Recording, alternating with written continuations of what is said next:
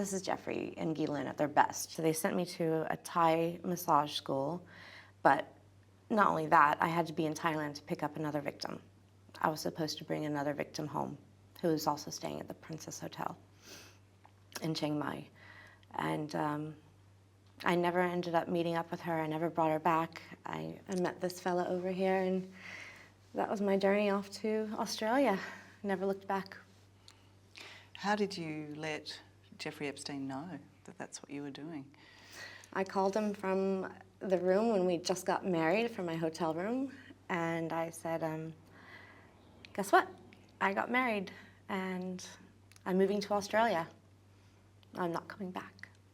And he was on the phone, and he said, okay, well, have a good life. And he hung up the receiver, and that was it. And I didn't hear from them until 2007. How did you feel making that phone call? And how did you feel after you ended it? After it finished, really nervous calling him. I didn't know what to expect. I didn't know, like the entire time I knew him, he always used his power and his money and his privilege against me and so many other victims. So I wasn't expecting to have a good life and hang up, but he did. And I was so relieved because that was the final chain link broken from him. That was me getting set free. And it was I still remember it to this day, it was the best feeling in the world, just knowing I can live. Because you'd been tied to this couple for so long psychologically, was there any part of you that went, what? I mean, don't I mean more to you than that? You've just hung up on me and said goodbye and that's it? I knew the entire time I was with them what I was for them. I was their toy to play with. I'd never meant anything more than a toy to them, and I knew I was replaceable. I talk about this ever-revolving door, the door that swings open and closes, and another one's in and another one's out. I mean, there was thousands of girls coming through that door. I was just another one. And then to realise how easy it was. And then to see how easy it was. But I feel like it took me being in another country to do that. If I were to do that in America, I don't think it would have had the same outcome. I think being so far away made a huge difference in that. I mean, I've heard of other victim stories who've, they've told me about when they've tried to escape, and then their passports have been taken off of them and they've been dropped off at other abusive households and so on and so forth. So that always rang true in my mind. But being so far away in Thailand, inaccessible to him or anybody that he knew there, and I didn't tell him where I was going on my honeymoon. We left the Princess Hotel that day, and we never looked back. I think I felt a huge weight off my shoulders, after that phone call was made. For the first time, I really just started to be who I was, a young woman free in the world to do what she wants, to tell people where to go if I want to, And it, like literally, metaphorically, when I hung up that phone, that was the last chain link, or so I thought. When you left Thailand for Australia, did any part of you want to make him accountable then? Did you think about going to the police at that point? I just wanted to start my own life off. I still believed in his power. I still believed in his money and the people that he knew.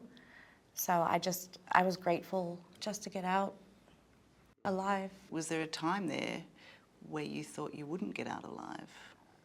Yeah, there were a few times. And there was a few times I didn't know if I was going to make it or not. Is that by your own hand, or by how you're being treated, or?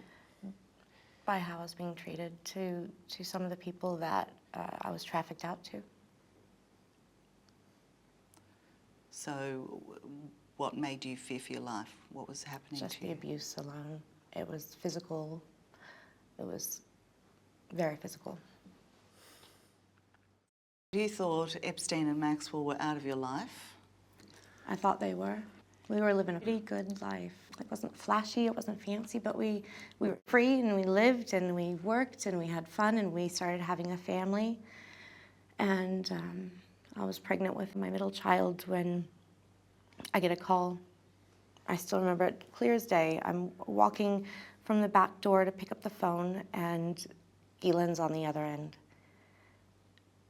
I mean, I could have just dropped the baby inside of me. It was just mind-blowing. How'd you find me? How did you know where I lived? How did you get my number? Oh my God, have you guys been tracking me this entire time? I mean, there's a million and one thoughts that were going through my head, and I couldn't get any of the words out. And she's like, hey, how are ya? In her little poshy accent. And I was like, I'm good, Ghislaine. Can I help you? What's going on?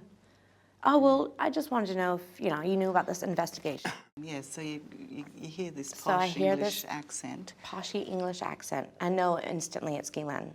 I know her voice from anything. And, from all the thoughts racing through my head, the only thing that I could say was, hi, what's going on? Can I help you? What's happening? And she goes, oh, there's this investigation going on. I didn't know if you heard of it or if you, wanted to talk or, what are you thinking? And I was like, look, I'm living my own life now. I didn't know of any investigation going on. I'm not talking to anybody. Just please don't call again. The next day, Jeffrey calls, and he's got a lawyer on the other end as well. So it's like a two-way call, or his lawyer's there. I'm not too sure, but there's two men on the phone. One's Jeffrey, one's his lawyer. And they're asking me the same exact questions Ghislaine was. Did you know about this investigation? Are you going to say anything? If you don't, we'll take very good care of you. I said, I don't want anything. I just want to be left alone. I've started my brand new life off. I don't want to be contacted again. Okay, no worries. Well, thank you very much. And it was like a 10-minute, conversation. He's also asking how is life, and he's pretending like a charismatic friend would. And it's like, no, I don't have time for this. No, I'm not going back down there. And then within the next week, I get this call from an investigator. Supposedly, I'm doing the air for those because I don't know to this day if he was real or not. But I get this call from an FBI agent, and instantly off the phone, he's like, do you know who Jeffrey Epstein is? Have you had sex with Jeffrey Epstein? Have you been in the shower with Jeffrey Epstein? And I mean, it was right off the bat. And I was like, this is Ghislaine and Jeffrey's manipulation way. This is exactly what went through my head, was like, this is exactly what they do to test you. I said, look, I don't know who you are until you can come show me credentials. I am not saying anything. And I hung up the phone. And I didn't think much about it until I got a knock at the door. And there was the Australian Federal Police at the door. And I was like, oh my God, what happened with my passport? I'm not living here illegally, am I? And they were like, no, we just need to talk to you. And, do you know who Jeffrey Epstein is? And I said, yes. And they said, okay, well, we have this notice to give you. And I opened it up, and there was a package, and it said you were notified as a victim of Jeffrey Epstein. And it had a whole bunch of pages. I didn't even understand the legal jargon in it, but it just said, call these lawyers on the back if you want to talk about it. And so I did. And I had no clue that it wasn't going to go not to court. So I thought, if I call lawyers, that means you're going to be able to hold this guy accountable. So I go through the months of it, and then we just get told, so here's the settlement, and thank you. I was, what? What? Aren't I going to court? Aren't we going to fight this guy? Isn't he going to jail? Oh, no. He's already done some time. 13 months. For as many girls as I know he's abused. It's just a downright disgrace. Do you think that Prince Andrew will ever be held accountable? I'm going to try my damnedest. It's ridiculous that it's gone on this long. There's that much evidence that could have all of these people locked up for the rest of their lives. Why are they still walking around free right now?